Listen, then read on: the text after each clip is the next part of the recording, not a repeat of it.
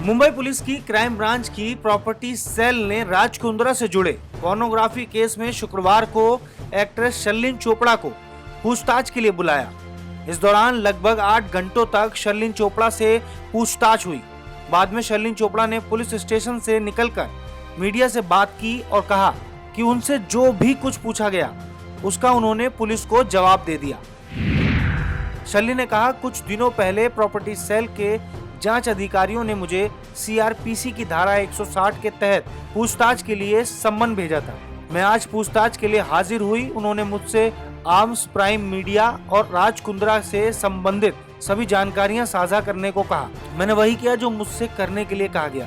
मैं सुबह लगभग 11:30 बजे यहाँ पहुंची और तभी से पूछताछ चल रही है। उन्होंने मुझसे आर्म्स प्राइम के साथ हुए कॉन्टैक्ट और उनकी शर्तों के बारे में पूछताछ की। उन्होंने मुझसे ये भी पूछा कि आर्म प्राइम के साथ मैंने कितने वीडियो शूट किए और कंटेंट प्रोडक्शन में कौन कौन शामिल थे।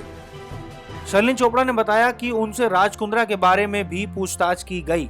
उन्होंने कहा, मुझसे पूछा गया कि राज कुंद्रा और उनकी बाकी कंपनियों के साथ मेरे कैसे संबंध थे। पूरे दिन मैं उन्हें जानकारी देती रही। मैंने उनसे ये भी कहा कि कुछ और पूछने को बचा हो तो आप मुझसे पूछ सकते हैं, क्योंकि मैं इस पोर्नोग्राफी रैकेट में पीड़ित महिलाओं और कलाकारों के लिए न्याय मांगती हूँ।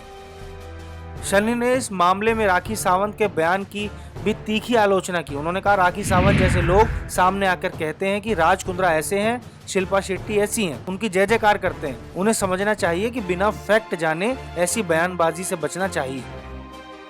शर्लिन ने यह भी साफ किया कि उनका किसी से कोई बदला लेने का इरादा नहीं है और वो केवल इस पोर्नोग्राफी रैकेट की सच्चाई सामने लाना चाहती हैं। शर्लिन ने यह भी कहा कि अगर किसी को इसके बारे में जानकारी हो तो वो सामने आए।